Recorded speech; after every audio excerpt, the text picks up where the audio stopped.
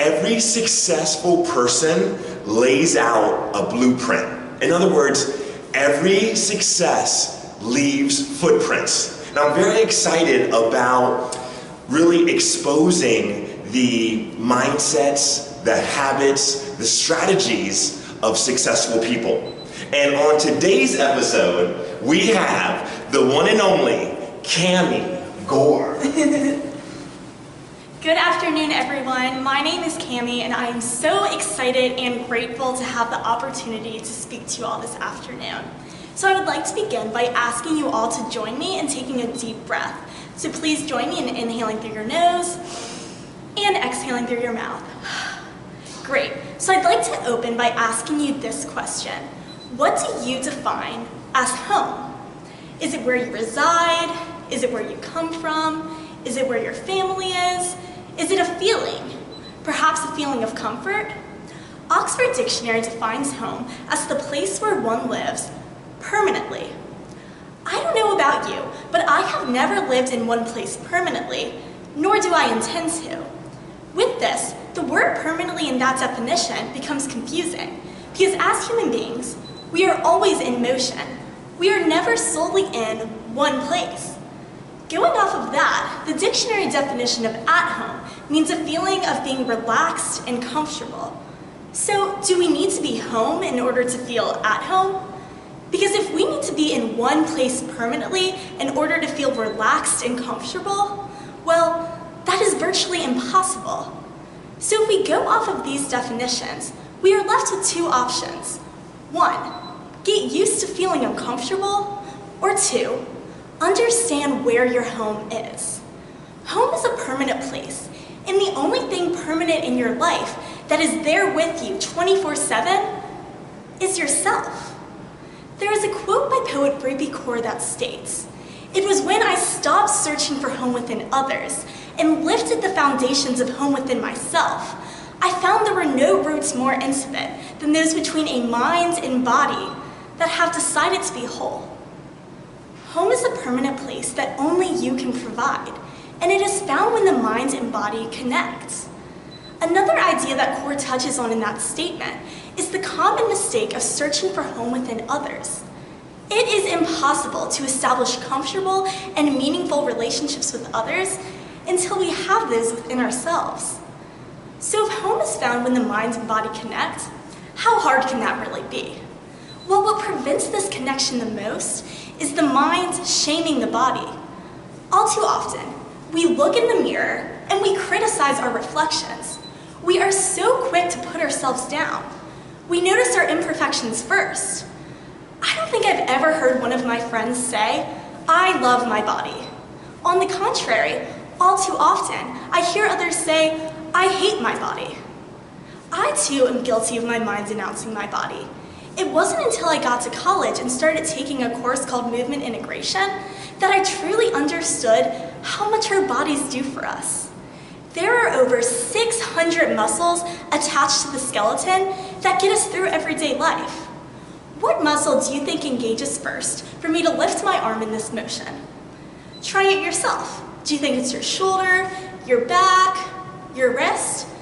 Actually, the first muscle that engages is in the arch of my foot that keeps the weight of my arm from making me fall forward.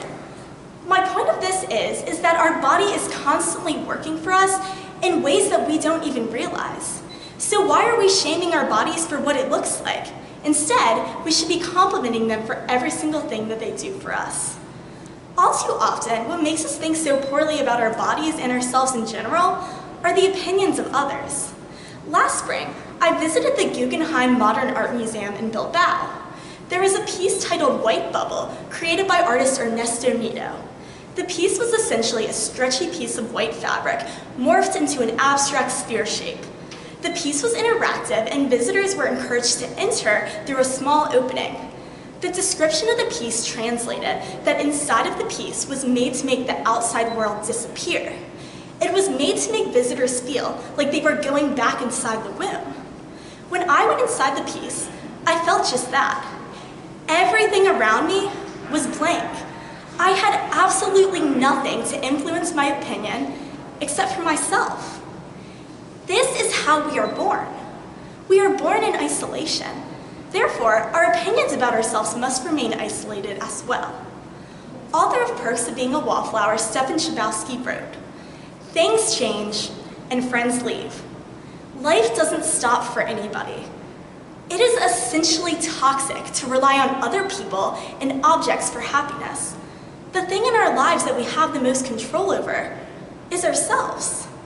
So if we know we always have ourselves, why are we so quick to put ourselves down? Why are we so reluctant to establish home there? I think it's because being at home means feeling comfortable.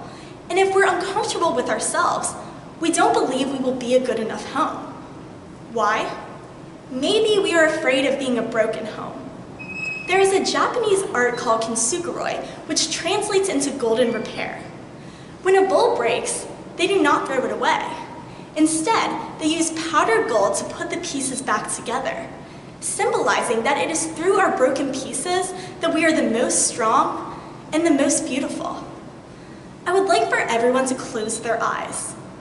Think about what it is that makes you the most uncomfortable with yourself. Think of events that have made you feel broken.